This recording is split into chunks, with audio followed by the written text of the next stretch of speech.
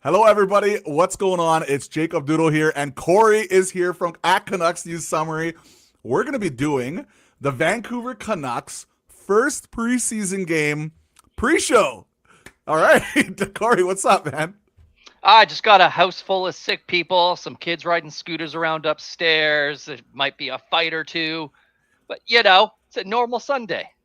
Awesome. So I'm just gonna let you guys know. I'm quickly just posting this out to all the socials. If you guys have anybody that wants to come join us and talk some hockey, feel free. If you guys have anything to say about the game, or if you guys have any questions, or just want to chit chat, feel free to comment in the comment section below, and we'll put some of your comments on screen as well. So let me just quickly post this, let people know that we are actually live and you guys can do the same. So we are just going to post this here, right here, and right here. We are live. All right. So, Corey, man, how's your day going, man? Is it, are you excited for the season or what, man? I'm really excited. I love hockey. That's why I'm here. It's why I do this. So yeah, I'm excited. I'm not as into preseason games as I think a lot of people get into. I think there's like mass, drastic, huge overreactions to like games that are utterly meaningless. Well, I'm pretty sure at the very least we should get somewhat of an entertaining affair here. Obviously, the Canucks are not going with the A lineup or anything like that, but we do have some real interesting names to talk about, and I'm curious what you guys think, guys. Who are you kind of most looking forward to playing today? And we have I am Rappy here. Hey guys, preseason hype. That's right, man.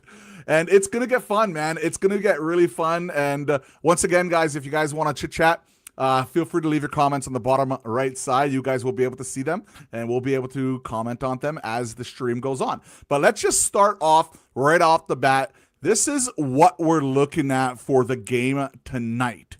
This is the game. We have Klimovich with Archdeep Baines, Joseph LeBay, Drew O'Connor, and this is for the people that are listening through audio here. Nils Hoglander, Jonathan Lekkerimäki. It's going to be interesting to see how he does. Kiefer Sherwood, Teddy Bluger, Chase Stillman, Hedel Coots, which is probably one of the most exciting names to kind of looking out for tonight, for Yeah. sure, eh, Corey? Oh yeah, totally. I agree with the comment saying they're surprised that he made the roster. I'm not surprised that he made the roster, but seeing the cuts that they made today, they sent everyone back to their junior teams that were eligible to go back, and Coots is the guy who stuck around. Yeah, and I think that's a name we're going to be talking about quite a bit before the game starts. And we have Nils Amon, who's who needs to have himself a big camp if he's going to have any shot at making this team. Tom Willander on defense. That's going to be fun, and we're going to be talking about each player in defense or in detail. Also, we have kind of the projected lines. We have a lot of stuff here to cover. Yeah. It's going to be great. So Tom Willander, Pierre Oliver Joseph, or Olivier. Yes, I understand. I wanted to see if Corey would correct me right off the bat. Yes, we do have the projected lines. We don't have the official lines, but we do have the projected lines. And Daniel Wagner actually went out and did that for us, or did that for everybody to see. So that's going to be great. Elias Pettersson, Minio, Schultz, Parker Alkos, which is an interesting name because I Yes. thought he did have a pretty decent camp. Yeah. And Kravtsov, no Kravtsov there. No Victor Kravtsov. Mancini, who looked really good in that scrimmage, by the way, in my opinion. I thought he looked really solid. And total Pilo in net with Ty Young. So this is what we're looking at for the first game, the first preseason game. So let's get into a little bit more detail. Now, I want to give a huge shout out to Pass It to Bulis, Daniel Wagner, right? Everything Canucks there. It's very, very nice to have them go out and help us put these lines together. Because, and by the way, we do have Seattle's lines as well. We're going to get over that as well. So, first of all, let's go straight to the comments here. I just want to catch up here. I'm surprised Coots made the preseason roster. He was just drafted. I'd think they'd want to include someone who actually has a chance of making the lineup. Now, you know what? Is it crazy to think that Coots can actually make this lineup, even as a 9-game stint, Corey? No, it's not crazy. I don't think they're gonna do it. He really would have to like blow their socks off, Mm, and it's really more of a conversation later in preseason games. Like if we're getting into game 5 and he's still here, mm-hmm. then okay, like Yeah. maybe he is gonna make it, but he's only gonna make it if they think he's actually gonna be able to play significant minutes. There's no reason in Mm-hmm. keeping him if he's just gonna be relegated to fourth line duty, even if it's like significant minutes third line, and it's also center. Like Yeah. if he's gonna make it and it's gonna be on the wing, that doesn't help his development. That's not what they need, and they know that. There's a very smart developmental team. Like for all the criticisms you can make of everything else, they have really nailed organizational development for prospects and young players. Yeah, and it's also important to mention with Coots, he had himself not just a good training camp, he had himself a good scrimmage. He had himself a good pre-camp before he got kind of a little bit injured there or Yeah. something, whatever happened. But he's looked real good. And one of the things people are saying about kind of the most with him is his skating apparently is a lot better than people thought it was going in. Maybe it's literally improved in the offseason because he is getting better, or maybe he's always been a better skater than a lot of people thought. I think it's just a matter of most people don't actually watch prospects. Yeah, fair enough. Yeah, Like, fair every enough. time it's like, oh, he's a better skater than I thought. I'm like, yeah, because what, you watch like 3 games? Like, yeah, I haven't watched a lot of them, but everything I've read, it's like, yeah, he's a good skater. Everything about him is he has all the NHL traits. It's just what is his ceiling? Like even if you look at the size, like he's not big, he's 5'11". That's actually now pretty. That's fine. As NHL centers can be 5'11", and his weight is. You look at it and you go, he just needs to put on 5 pounds of muscle and refine the rest of what he has into strong NHL muscle. Like he's pro ready. And if I could have a hot take, it would be I think he's going to make the team next year full time. Mm-hmm. As long as he develops. You know what? I want to see what if he has a strong game tonight. I want to see if he actually survives the first cuts, because if he does, then we are having a serious conversation for sure. Second cut. Sorry, Cash. There he mentioned. Do we have the Seattle lineup? We absolutely do. We will be going over the Seattle lineup. Do you have a list of all the cuts from today? That defense is an all rookie showcase. We do. I do. Yeah, let me see if I can grab it here. Feel free to talk about whatever you want. Yeah, well, you do that. I'll just read out the roster updates from the Canucks. Josh Bloom has been cut. He's sent to Abbotsford. Following players were released from their PTOs: Jackson Coons. That's a name that I'm scared to say. Cooper Walker and Dino Cambites. Dino Cambites is one of the best players to go see in Abbotsford Canucks games. If you bring kids, bring them down to ice level where the Canucks are practicing, without fail, and I've done this several times, he's one of the players who will come over and slam his body full speed into the glass to entertain the kids. He's a showman. He does great with kids when they're out there. Following guys have been sent back to their junior teams. Yeah, Gabriel Chirot, I don't know how to say his last name. Riley Patterson, Alexei Medvedev, and Kieran Dervin. And then Zach Sandu has been released and sent back to his junior team. Yeah, so I just put it up on the screen there for everybody to look at, and he went over the names. The biggest surprise from that list, I would say, is Riley Patterson. Patterson actually had himself a really nice training camp. He had some good scrimmages there, and he looked, I thought he was going to get himself a game, and I even thought maybe Medvedev was going to get himself a game. I know we have a lot of other goalies it would be a kind of a trickier one, but these are the names that went out, and the Vancouver Canucks decided to kind of move around the organization because it's the first kind of real cuts of the season, I guess. I think with Medvedev, the big thing is that he's projected to be the starter on his team, so you want to get him out there to be the starter. Like it's very, and same with Patterson, really. Like you need these guys going out there and playing big minutes, important roles on their team, and that's why Coots is still here, because if he's going to make the team, he's going to play an important role, and that's what makes Parker Elkos really interesting. Why he's still around, unless they just needed another body for the game, but he stuck around, and that's a huge improvement over last season for him. Now, I also wanted to mention this. I wanted to kind of get the stream going, make sure all the audio and everything works, and I hope you guys are really happy with everything so far. It's been actually kind of cool to do this, and it's just the first one. It's preseason for us as well.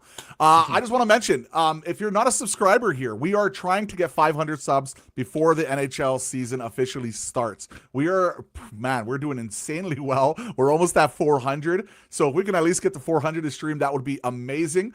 If you guys want to comment, get a part of this, be a part of this, feel free.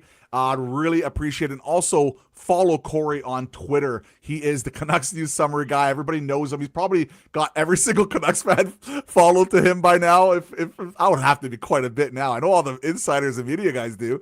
Hard work listening and recapping everything. And no, he does not use AI. Some people said he used the. No, this guy is like he has a great job there, and he just goes out and when he listens to it, he does the recaps. It's amazing. So huge shout outs to Corey, man. You're the best, Corey. You and I'm a very fast typer. I've been doing it for a long time, and I'm using my history degree, which is basically I can summarize stuff very well and very quickly.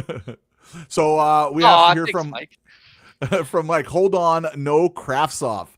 Apparently not. So they're saving crafts off for the next one, which is what Rappy went out to say. Out of curiosity, what do you think Hoots will be in his prime? I think a 3C or a middle 6 guy. In his prime, I think at minimum we are hoping for a 2C. Like that's we're really hoping for. I think his bottom end would be a 3C, to be honest. I just think his skating and the way like his leadership qualities, everything you hear about how he's one of the first people on the ice, one of the last people to go. He seems to be a character kid. He seems to be putting in a lot of effort. I think Hoots, like, I would be disappointed if he ends up as a third or fourth liner.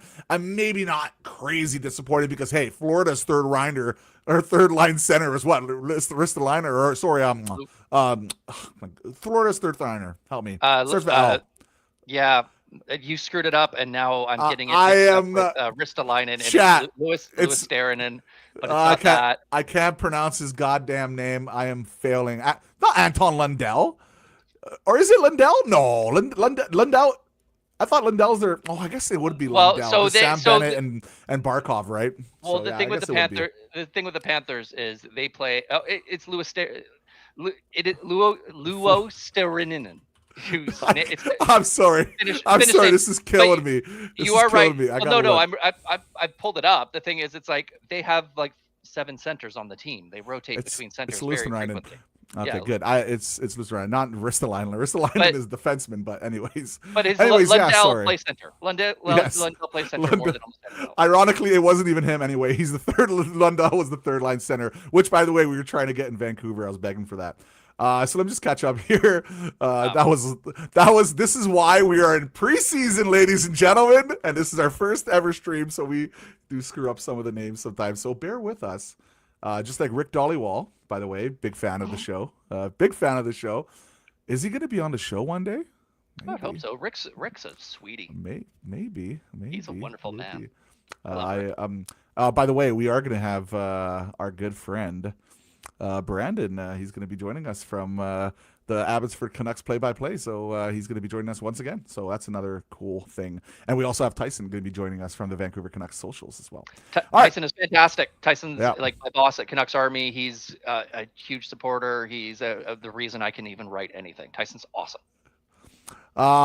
Patterson had a good showing in Seattle. Surprised he didn't get one more game tonight. I agree. Yep. I made a Twitter account so I can see his account. Awesome. There you go. From O here, Bluger will play with Hoglander since they played together with Garland, and O'Connor will be Kane replacement. Yeah, I think so too. And apparently Bluger, Hoglander, and was it Coots? No, it wasn't Coots in the middle. It was Hedl, right? It was Hedl in the middle. Bluger was in the middle. Who played with that line? It was Bluger, Garland, and Hoglander. Yes, thank you. And they looked great. They looked absolutely fantastic. And they had a really good scrimmage there. And I will say throughout camp, Bluger has actually been one of the standouts. So I don't know what's getting into him. He's really trying hard. But you'd think a veteran would kind of take it easy at the beginning. But he's trying to play hard there. And Garland, of course, is always going to work hard no matter what it is. So that's kind of nice to see. So let's just quickly go over here. And yes, it was Lundell. I can't believe I forgot Lundell. Someone should hit me in the head with a rock or something after that. That's ridiculous. Don't actually hit me in the head with a rock. Rocks are quite hard. All right, Corey, let's keep going with the lines here. Next, so we have Hoglander, Philip Hedl, and Lekkerimaki. The big interesting name there is, of course, Lekkerimaki on that right side. All right, man, is Lekkerimaki, he needs to have a showing. What do you think about Lekkerimiki's camp so far, and does he have any shot? he has a shot. I don't think it's the best, the best chances, but they're auditioning him. And if he's going to make the team, this is where he's going to make the team. It's going to be on Yedel's wing as a scorer. So if this is kind of the chance to do that, and to be fair, I think Hoglander is going to play with Yedel and Lekaramaki to start this game, just because he's also auditioning for a top 6 spot, and Yedel is ostensibly the number 2 center. So they're going to try to throw guys in and see, well, is there chemistry? How can we get this to work? Let's see what you guys have. So this is all also prefaced to say Seattle's thrown out their full NHL team against these guys. So there's not a whole lot we're going to be able to glean from the game itself, but we'll have to look at the traits and just look at little bits of chemistry and things like that. Yeah, and if we do pull it off, it just means they worked extremely hard, because that's usually what happens. Not always the best team wins on these situations. Players that are really trying to make the roster. But then again, what was the score in our first preseason game recently there, Corey? So 2 years ago, before the Canucks went on and won their division, the very first preseason game was a 10-0 loss to the Flames. The Canucks have... There are 7 players from that game still within the organization, and only 1 defenseman, and that is Jet Wu. It is a bad showing. And Jet Wu was -5 in that game. He did not have a good game. It means nothing, right? It was a game in Calgary. Calgary iced their full lineup. Nearly full lineup. The Canucks just threw out whoever they could with a couple token veterans, and that's very similar to this. This is more okay, let's see how some of these young guys are. Let's put them in this situation and see where they're going. To be fair, this Canucks team also has this roster has a higher ceiling in terms of the prospects they're putting out there, like Vilander, Pettersson, Coots, Lekaramaki. 3 of those guys are first round picks, and Pettersson, if there's a redraft, would easily be a first round pick. So hey, it means something to me, because I forgot Anton Lundell was the 3C for Florida. Okay, and that's just killing me right now as someone who watches hockey since I was basically a sperm. Okay, so anyways, yeah, I know, that's fantastic. But Philip Hedl, he's had himself a really good camp. He's fully healthy. I love that face he made. He's fully healthy, and he's ready to rock. And that's what we want to see with Philip Hedl. This is what I want to see from Philip Hedl. I want him to see, first of all, health, number 1. Go out there, be healthy, not just for his hockey career, for his actual life, because this guy has had some issues with concussions, multiple concussions. He had a concussion last season as well, multiple if I'm not mistaken. So we need to get him to be healthy, and apparently something interesting. I was listening to... I think it was Jeff Patterson was mentioning that the Vancouver Canucks coaching staff went to him and are trying to find himself ways to, when he's on the ice, to play a little bit less reckless, which is something interesting I overheard from the center. Isn't that what it was, Corey? So what it is, I believe it was one of an Athletic article I was reading, and they were talking about him when he crosses from the neutral zone into the offensive zone, when he crosses the blue line to get in. They want it to really go more north to south, and that's the idea with having a 4 supporting or 3 supporting the puck carrier going right into the zone. Because instead he basically stops up and then dances at the blue line, and that's when he's getting caught by defenders. And so the idea is, no, you go off, you have other support, you're going in with speed, and it's either a dump and chase sort of thing, or you can just get set up immediately instead of getting in on your own, stopping, and then just getting smashed by a defenseman. And that in itself, it's not so much like a recklessness situation. It's more of, this is how we can okay, you didn't freeze. You just stopped moving. What, my phone? Me texting? No, I thought you froze. I thought you froze. You were so still. I was like, whoa. It threw me off. It's not a recklessness thing with him. It's more of, and there has been that in time. That's when he's get caught in the neutral zone with his head down. It's more of just that style of play doesn't work against NHL defensemen, because they're going to hammer you when you go east-west. And so instead, no, we want you coming in, going north-south, and using the line mates and obviously keep your head up and pay attention, everything like that. It's going to be interesting to see also with Hoglander. Yeah. I'm fascinated to see if he actually takes this opportunity and runs with it. Let's not forget Hoglander had a really tough start to the season last year, and he needs to go and have himself a much better start this year, especially in the second half of the season, because he was good in the second half, but the first half he was struggling. Let's be honest. He had a few opportunities, but he wasn't himself. This is a guy who has an offensive ceiling that is pretty decent. Like, he's a good offensive player. He does forecheck extremely well, too. He's a hardworking guy. That's why he continues to get opportunities. And it's going to be fascinating to see where he's going to be in this lineup. It could be all over the lineup. And that's the interesting thing about this team, right, Corey? Like, this team, there's so many players. You can put him kind of anywhere. Like Kane, is he going to be on the first or second line, right? Like the only thing we have kind of that's kind of locked in is Petey on that top line, right? Like, and obviously Quinn Hughes in the Quinn Hughes and Hronek as the pairing. Like everything else, like again Besser probably on the thing, but you can see Besser on that second line too, right?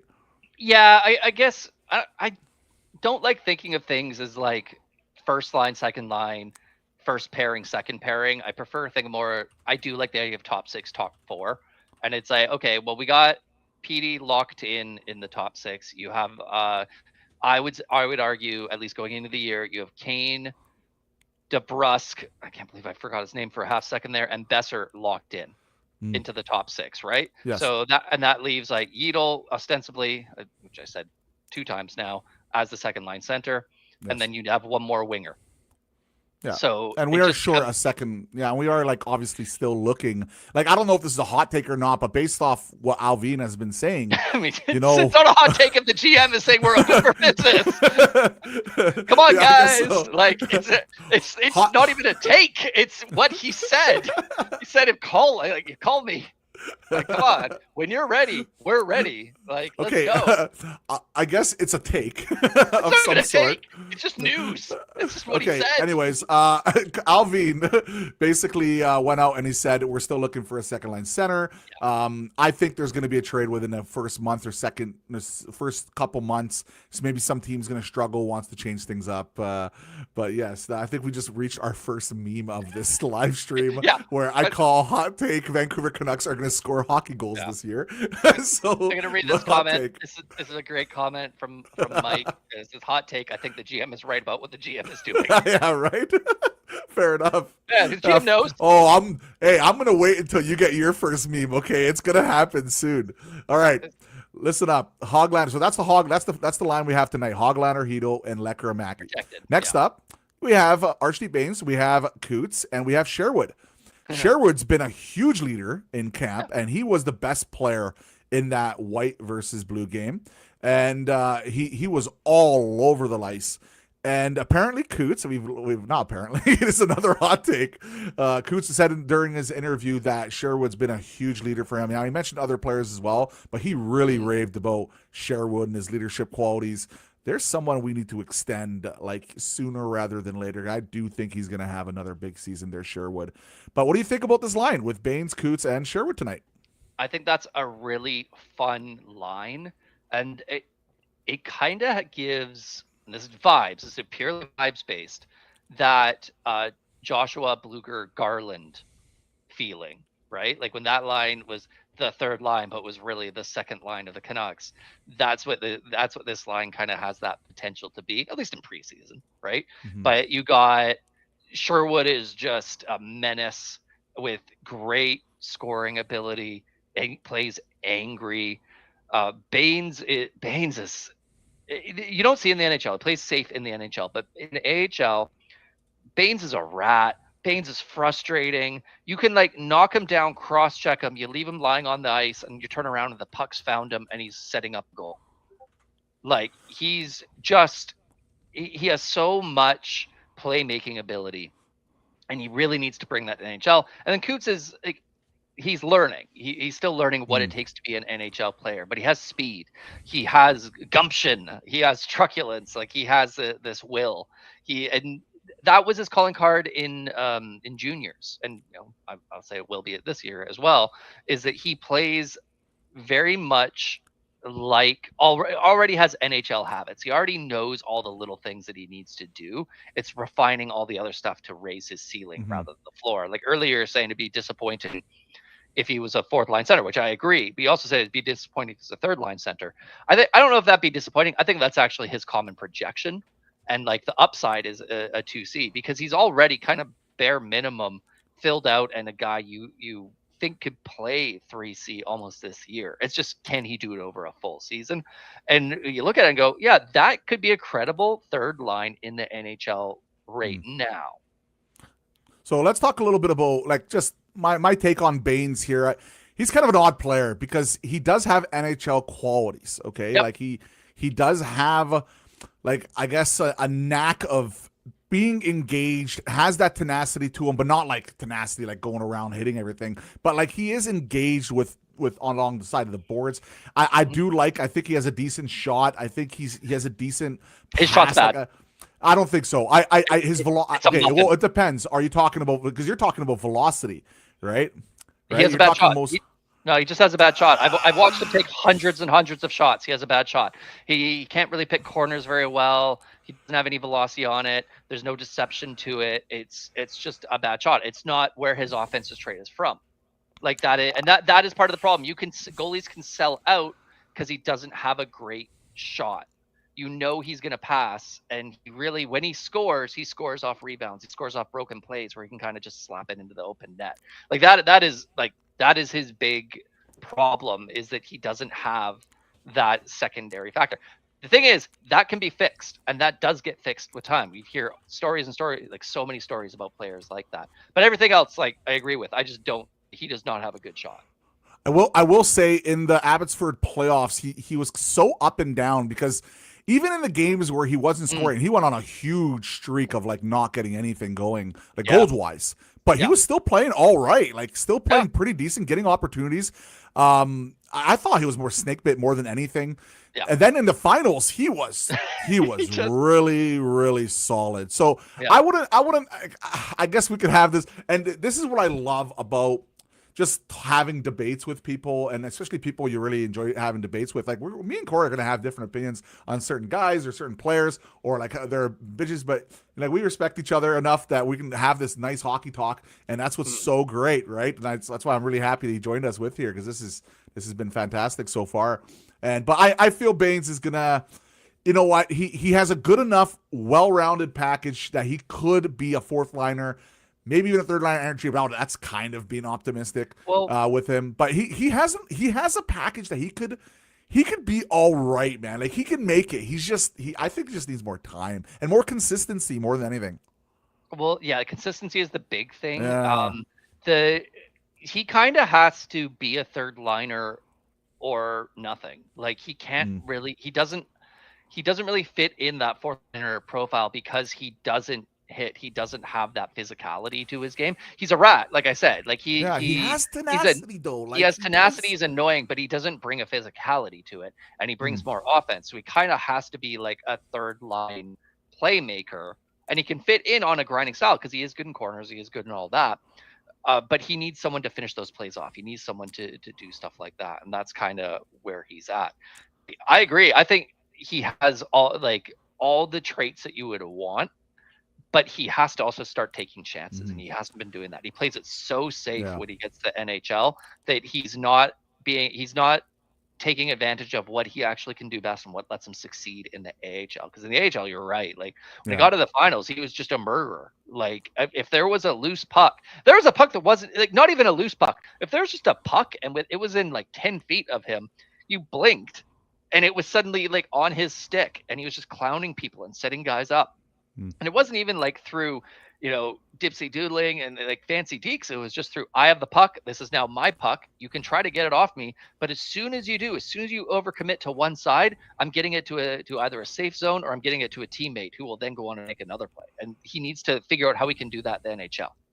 Now, I do want to mention here from Mike, if Sherwood wants $5 million times 6 or 6 years on a $5 million deal, I don't know about doing it personally. It has more reasonable for sure, though. So Sherwood, quickly on the extension. Let's give it a minute on this before we continue on. Okay, first of all, I want to get him extended. I'm perfectly fine with going longer term with him too. I have no issue with that. I think he's a leadership character guy. He hits everything that moves. He's a culture carrier guy. And I think he has a lot more offensive potential than maybe a lot of people think. He had himself a really good offensive season last year. I think he can repeat that season, or at least come close to repeating that season this year. Now, the question is he worth $5 million? Let's think about this in a logical sense. The salary cap is going up significantly over the next few years. And I mean significantly. Guys that are third liners are going to be making around $4 million, $4 to $5 million. Like this is already happening, right? And it's just when you see a guy like that and you sign him long term and you know the cap's going to be going up so significantly for the next little while, I would be like, okay, so let's just say we signed him for $5 million x6. So let's just say right away he was overpaid by like $500K or $1 million.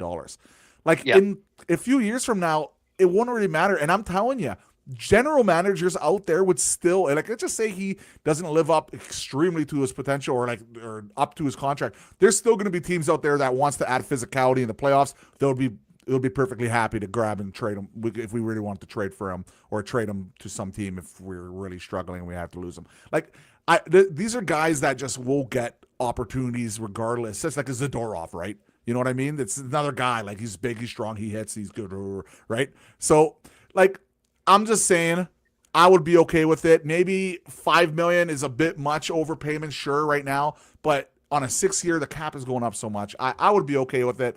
I wouldn't like be raging out there, but sure, if we get him at 4.5 or something, would be better. What do you think, Corey? I mean, I'm Sherwood's biggest fan and have been for even before last season. Like when he was on the Predators to start the year, I was a big fan of his, and I love the guy. I've got, my wife is Japanese, and I love that this is like a half Japanese dude. Like, guy's awesome. He's absolutely fantastic. 6 years scares me. You don't give middle six, especially guys who edge more towards bottom six, term like that. Like maybe like 4 years would be acceptable, but 6 years, he's going to be 36 years old at the end of the contract. Even with the cap going up, you start burying yourself as a non-elite team. Even elite teams don't really do that with those long-term contracts, and you get concerned. Like think of all the Miles Wood. Yeah. Who's that tall, lanky guy on the Islanders that immediately was waived last year after signing a 6-year contract? Pierre Engvall. These are guys. Leafs legend. These are guys that, like, bottom six players, you go out and you give them 6-year term, and it's supposed to get the cap down, and immediately you go, oh, that's not good. Both those guys were traded. Or Engvall's not been traded because no one wants his contract, and Wood was traded. It's like that's the concern. And the way that Sherwood plays, he's just going full tilt all the time. That I'd be really worried that his body will not hold up over the majority of that. Like that's why I think 4 years, because he's 30 this year, he's going to be 31 at the end of the year. So the extension, he's going to be 31 years old, which means at the end of his extension, if it's a 6-year extension, that's 37. How many bottom six players are like that?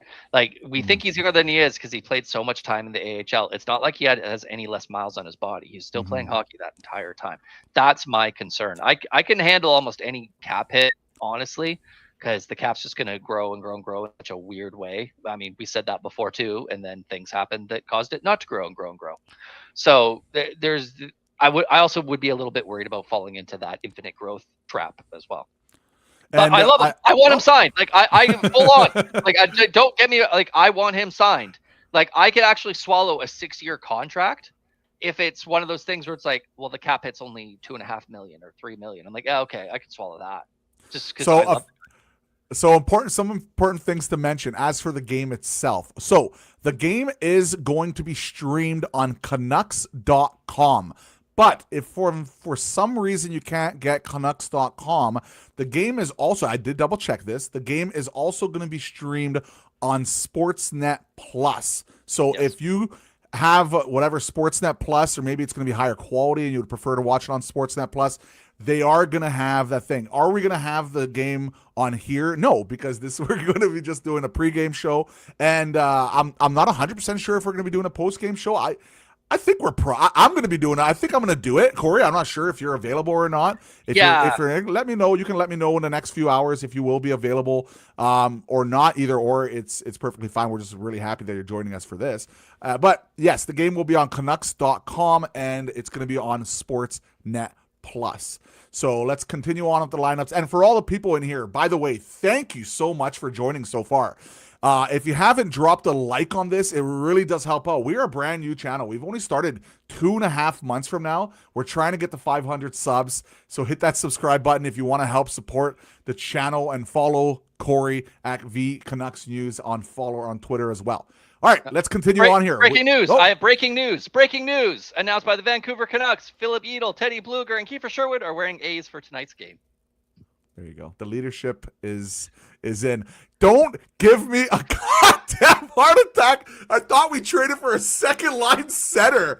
I know. I thought we traded for a second line.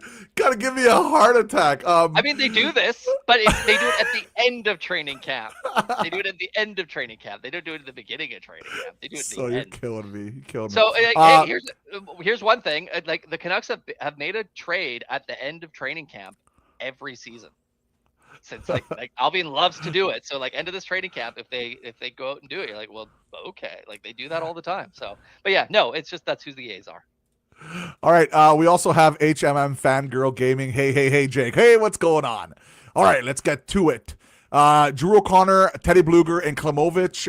Klimovich probably not going to make the team, probably long shot. But you know, if he has a good game or a good couple games, if he gets an opportunity to play a couple good games, hey, that's only going to do him well in Abby. Yeah. I know you are not the biggest Klimovich guy, but you know what? He was an interesting player in Abby. He scored a lot of big playoff goals, and that cannot be understated. Like, they called him the Klim Reaper. Like, this guy showed up in the playoffs last year, and he was scratched a bunch of games too. It's kind of fascinating. He had a weird track last year in Abby. So no, that's just it's not weird. That's just his career.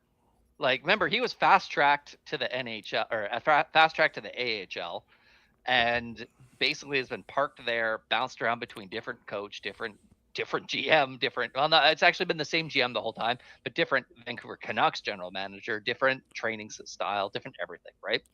And he's just so inconsistent. He has all the physical traits you would want. I don't think he just has the head for it, but that works actually in the playoffs because everyone's tired, exhausted, and I don't think his brain knows how to be tired, and so he just, like, his mentality in overtime is I shoot puck.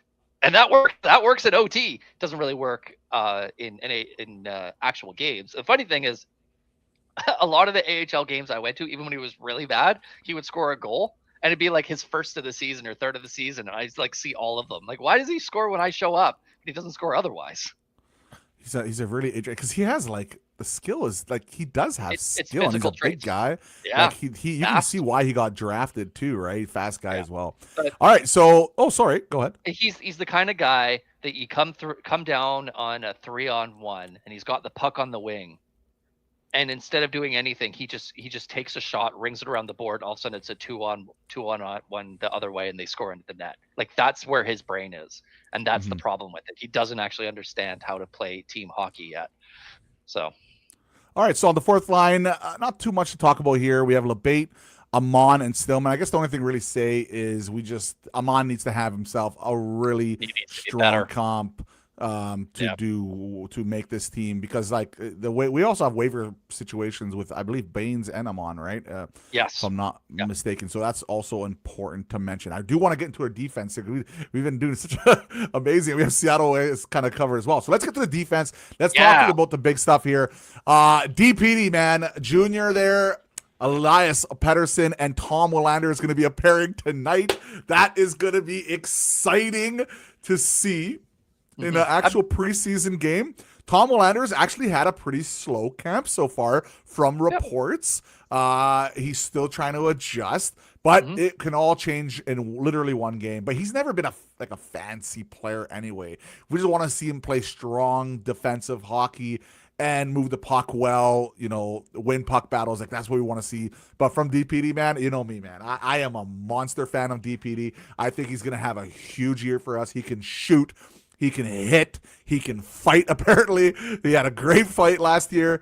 The guy can skate, he has size.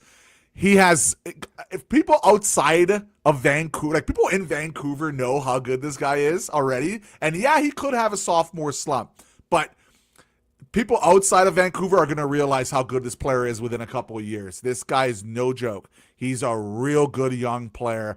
I'm high on him, and I think he's going to have himself a pretty good game tonight. What's your opinion on DPD there, man? And Willander? I've been a DPD booster for years.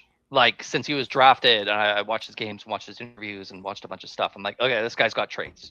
He basically grew a bunch of inches and put on a bunch of weight. And the biggest thing with him, I think people are really bad at evaluating defensemen, especially young defensemen. The biggest thing with him is he has all the loud tools, which is great, but he's smart. He knows what he's doing, and he does everything with intent. There's not like I shoot, there's no I shoot puck in his ability. Like, everything has a purpose. If he's hitting someone, it's to either eliminate them from the play because that person's key to the play, or it's to separate the puck from them, ideally to get the puck himself, or he's angling them off so his partner or a forward can get the puck. Like, he's very much looking into everything I do is for a reason. It's not just I play hockey and that's therefore I'm doing a thing. It's a means to an end. And a lot of people don't see that, and a lot of even young players don't really get it. It's like, oh, I just play the game this way. It's like, no, I do this because this happens. There's a cause and an effect, and that's what they're going for. And it's very similar with Vilander, but he's like the epitome of subtleness in what he does. His whole thing is like, I want the puck, and then I want to send it the other direction. I don't want it over here. I'm just going to send it over there. And it's going to take him a while to figure out how to do that now at the NHL level. Yeah, and Mike here asked if Willander has a chance to make the team at the start. Sure, he has a chance, but he needs to have himself a crazy good camp, or we need to make a trade, right? And he'll have more of an opportunity. I think they're going to leave him. They're going to have him in the Abbotsford. He's going to get a lot of minutes in. He's going to get a lot of time in there and develop slowly. There's no need to rush him. Look at our defense. Like, we have Mancini. We have Willander. We have Mancini, we have Hughes, we have Hronek, we have Myers, we have Marcus Pettersson, Forbert's a penalty killing guy, Pierre-Oliver Joseph. Like, we have so many. Kudryavtsev, defensive prospect as well. Minio, and both of them showed up pretty decently. Now, Kudryavtsev was maybe a little bit worse this training camp, but Minio has been great. And Alcos was good too, yep.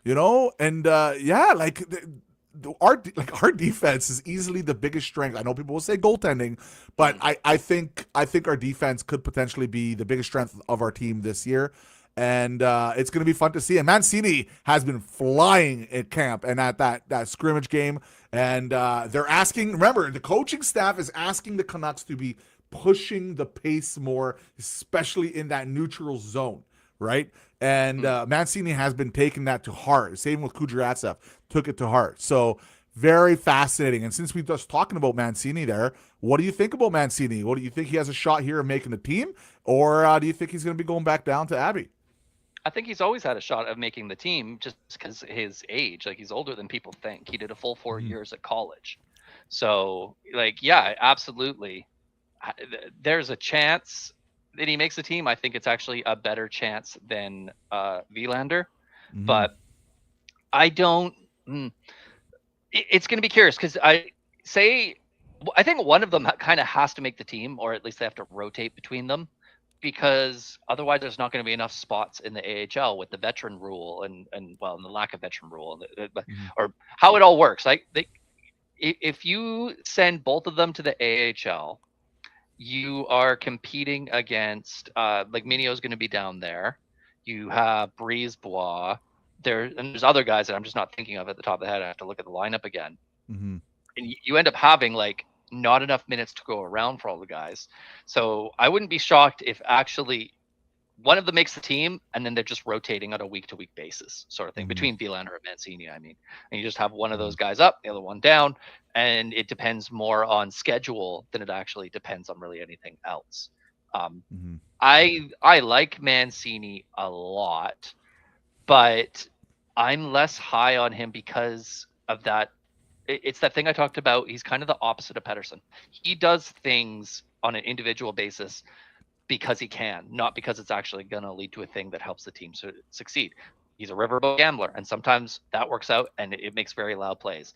A lot of times he'll just blow a coverage. He'll just do the complete wrong thing. And for a guy in his age, I think he's already 24 years old. Is the thing. I have to check Mhm. right now. He is, yeah, he's 23. He's 23 years old. For a guy who's quite a few years older than the other defensive prospects, he actually has to get that going quite quickly. And If I can, yeah, 23. If I can answer a question, where will Forbort play them? yeah, I was gonna Forward's mention barely that. played over 40 something games in a year for the last several years, like 40, 50 games. He's basically going to rotate in and out of the lineup. He will get hurt and he'll be the veteran guy. He's kind of mostly has just played left side, like he has played some right, but and I think I said this in an earlier video a month or so ago, that I think you're going to see Forbort come out and the young guys come in depending on who they're playing. Like if you're playing against the Sharks or Blackhawks or even more skill based versus whatever, like, or a team that takes a lot of penalties, things like that, you're going to see a different configuration with the bottom of the defense based around that more than almost anything else. Because Forbort, he's such a good penalty killer. So teams that get a lot of power plays, you want him in the lineup. But teams that are also very fast, you kind of want him out of the lineup because he actually struggles with that a bit. And I think it's also important to mention that DPD can play the right side. Yes. So there is a very good chance that Forbort DPD will be our third defensive pairing there on the bottom side to start the season. That's something that I could definitely go out and see, especially if Willander and Mancini don't have a really crazy great camp, or it's just something that's kind of I'm just kind of thinking about that, kind of just thinking out loud. As for lefters, just getting through the comments here real quick. Willander is our future captain in 2030 if we don't keep Hughes. But don't even think about not keeping Hughes. And no, we are not going to be talking about Hughes. I don't we'll want to think about 2030 Hughes forever. Like, how many videos do we need about Quinn Hughes and Jack Roslovic? I ran half my channel for the first week on Roslovic rumors. That's so funny. Left y'all around says Mancini won't make the starting lineup. Yeah, it's possible he might not make it, but he can also make it. So I don't think of the starting lineup. I think the roster. Like yeah, the roster maybe. Like, yeah. And Brian mentioned that I love the optimism. I changed from a Chicago to Vancouver in 1970. Been optimistic every year, no matter what. My unloyal friends jump off the wagon every year, and I will never watch a game with them. What a guy, eh? What a guy. I'll say right now, funny. I'm a huge fan of Brian Hodgson. You know what? I'll say this. You know what? As a Vancouver, like, I'm a diehard, and I mean diehard Vancouver Canucks fan. I've been watching Canucks for God knows how long. I have a Jan Bulish jersey. Like I am I think I have. Oh my God, I have so many crazy old school like jerseys that I did. Like anyways, so I can go on like a rant there. I own one jersey. I own one named jersey. I have a few others, but I only have one jersey with a name. Yeah, so thanks for the story, Brian. Thank you for joining us and everybody joining us and subscribing. It really does mean a lot trying to get to that 500. Yeah, because we are a newish channel. I do appreciate that. And hello, Carol. Hello, how's it going? And yeah, thanks for the comments there, guys. All right, so let's talk about a little bit just quickly on Pierre Olivier Joseph and Minio and Schultz there. What do you expect from those three? So one addendum, Batch just tweeted out the line rushes. And the forward lines are exactly what you expect. That's what is there. The defense is a little bit mixed up a bit. It's going to be Schultz and Mancini, and then it's Minio and Joseph, with Joseph on the right side. All right, so let me EP like Pedersen and Villander are together. Okay. Rick Rippon jersey. Yeah, Rick Rippon, man. Rest in peace, man. Oh, what a battler he was. I still remember that fight with Hal Gill, man. Oh, So his giant killer. I'm gonna call it gimmick because it was very funny because it was like him. He was facing Hal Gill, Boris Valavic, and there was another guy who was over 6'5" and being all of them like within a week is one of like. And I was there for I think two of the fights I was at. I was losing my mind because it was all of like I'm a little guy and pull the jersey over and just machine gun them. It's Rippin was an absolute just beast, just a monster. I so loved fun. him, loved him. All right, That's so I'm gonna until, put up the lines. I'm gonna put up the lines right here, right now. yeah, let's get that proper So one. this is what we got. This is looks like what we're gonna have here. So Hoglander, Hedel, Lecker, Mackey, which we had. Baines, Coots, Sherwood, which we had. So Yep. it looks like the forwards are pretty accurate. Schultz with Mancini, EP, so DPD with Willander, and Minio with Joseph. So that's Yep. kind of what we're going to be having at the lines today. Now, I did want to mention, important at Seattle. This is what Seattle's Yeah, we kind of should talk about bringing to the table here. So I don't need to say all the names. I think the names we want to really focus on here is Matty there. We have Capo Caco. Yep. And Shane Wright's going to be an interesting name to watch. Edward Saleh. It's not Sale, right? It's Saleh. I believe it's Saleh. Mistake. And I could be wrong on that. You guys can correct me in comment there if I'm wrong. But he's a really interesting name. He's a top prospect for them. Eberle, I love the guy because of all the stuff he did for Canada. I still remember that goal, World Juniors. Oh my God, I will always be a fan of Eberle. On defense, there they have Vince, and then we have Larson, a famous trade with the Larson. That was a hell of a trade. Was that Larson for Taylor Hall, by the way? Yep, 1-for-1. And they thought the idea was interesting, though. I didn't actually mind the idea. I just think they traded the wrong guy. I didn't think at the time Hall was absolutely. Well, the problem is Hall went on to win an MVP. It's exactly. the issue. But Larson went on to have a much better career. The problem is then they didn't find a way to extend Larson to like an incredibly reasonable contract, and he's the exact player that they could have used all these years. Like that's Also, the issue. I hate the Oilers. I'm not an Oilers guy. If there's Oilers fans in here, I don't hate you. Okay, I'm not a fan of the Oilers. I've never been a fan of the Oilers. There's a lot of bad blood there. It's always been that way. It's always going to be that way. I used to like the Oilers. Like I did. I full on like really liked the Oilers for quite a while. The fact that he's not signed yet is pretty wild. Anyway, let's move on. We only got a few minutes till the game starts. And then we have Olofsson there with there's Alexia Evans, Olofsson, Fiddler on defense with Joy Decord starting. So that's what we're looking at and what we're facing tonight. So what do you think about that lineup, real quick? I love that they have a Coco and a Caco. I think that's funny. I find that funny. That's it. Blake Fiddler. I'm a big fan of Vern Fiddler because I think that's a fun name for a guy who played for Nashville.